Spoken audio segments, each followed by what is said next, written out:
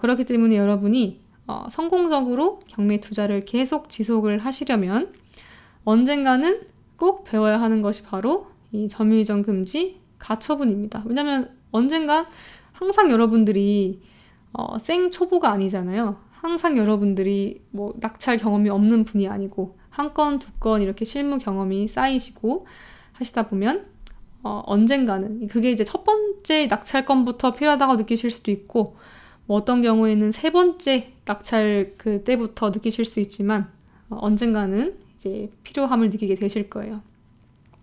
그래서 경매 투자를 하면 할수록 실무를 오래 경험하면 경험할수록 점유이전 금지 가처분은 명도에 있어서 정말 필수적인 요소이며 다양한 명도 기법 정말 다양하게 있겠죠. 저희 협회에서 많이 알려드리는데 그 중에서 적은 시간과 저렴한 가격으로 큰 효과를 낼 수 있는 굉장히 가성비가 좋은 기술입니다. 적은 시간과 어떻게 적은 시간이 들어가고 어떻게 저렴한 가격으로 할 수 있는지는 제가 앞으로 이 강의에서 설명을 드릴 거고 이 중에서 여러분이 좀 더 집중을 해주셔야 되는 건 바로 이 적은 시간입니다. 적은 시간이 들어간다는 건 굉장히 중요해요. 아니 명도라고 한다면 명도에서 정말 막 기가 막힌 기술이라도 그게 예를 들어 막 몇 달씩 걸려봐요. 그럼 그게 과연 좋은 기술일까요? 좋은 기술이라는 것은 경매에 있어서 좋은 기술이라는 것은 기본적으로 스피드가 무조건 전제가 되어야 돼요. 그래서 물건을 검색하는 기술이다 하면 일단 물건을 빠르게 고를 수 있다는 거는 기본으로 장착이 되어야 해요. 내가 물건을 정말 우량 물건, 돈 되는 물건을 고르는 능력이 있는데 그 능력이 1년에 한 번씩밖에 쓸 수 없는 이렇게 막 길게 오래 걸린다 하면은 그건 좋은 기술이 아니겠죠. 우리 빨리 돈 벌어서 빨리 부자가 되어야 하니까. 그것처럼 적은 시간이 들어간다는 것은 이제 굉장히 이제 중요한 포인트인데 적은 시간이 들어간 만큼 명도가 완료되는 기간까지 걸리는 시간을 단축할 수 있고 그건 뭐예요? 여러분들 잔금 납부를 하고 이제 이렇게 명도를 진행을 하잖아요. 보통 잔금 납부하면은 뭐가 나가죠? 대출 이자가 나가요.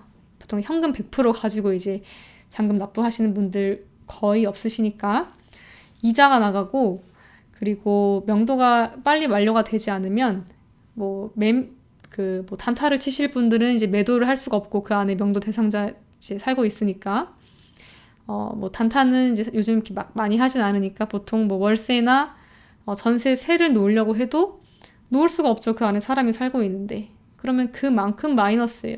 내가 월세 100만 원을 받는 아파트의 경우라고 치면 점유이전 금지 가처분을 통해서 빨리 명도를 해서 금방 명도를 하지 못하고 한 3개월 뒤에 내가 명도가 완료가 됐다. 그러면 300만 원 여러분 손해 보시는 거예요. 300만 원만 손해 보시는 게 아니고 거기에 대출이자 예를 들어 30만 원씩 내고 있다 하면은 거기에 마이너스 90만 원까지 되는 거죠. 그러니까 이래서 적은 시간이 중요한 거예요. 근데 적은 시간과 저렴한 가격으로 큰 효과 낼 수 있는 게 바로 이 점유이전 금지 가처분입니다. 그러니까 여러분들 이 강의를 꼭 집중해서 수강을 하셔서 점유이전 금지 가처분이라는 기술을 배워가시면 좋을 것 같고요. 그 다음 즐거운 명도의 필요성입니다. 즐거운 명도는 이제 왜 필요하냐면 경매를 이제 보통 사람들이 두려워하는 이유에는 여러 가지 이유가 있어요. 사람마다 뭐 각기 다르긴 하겠지만 대표적으로는 경매는 남의 집을 뺏는 것이라는 편견이 있을 수 있고요. 심지어는 그런 것도 있죠. 경매는 망해서 나온 집이고 망해서 나왔으니 재수 없는 집이다. 그러니까 저런 집 사면 안 돼. 저런 집을 왜 사? 라는 편견을 갖고 계신 분도 있죠.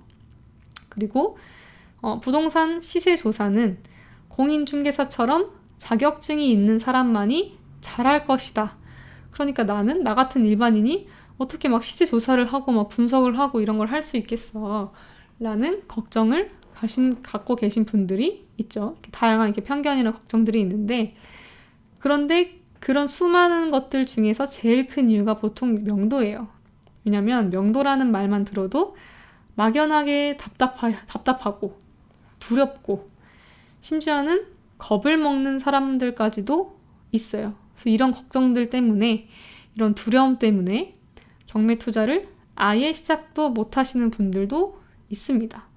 실제로 제가 이렇게 경매 교육을 하니까 어느 모임이나 어느 자리에 가서 이제 저보고 이제 어떤 일을 하시냐라고 물을 때 이제 경매 교육을 한다 이렇게 설명을 하면 제일 먼저 저에게 묻는 질문이 바로 이 명도에 관한 거예요.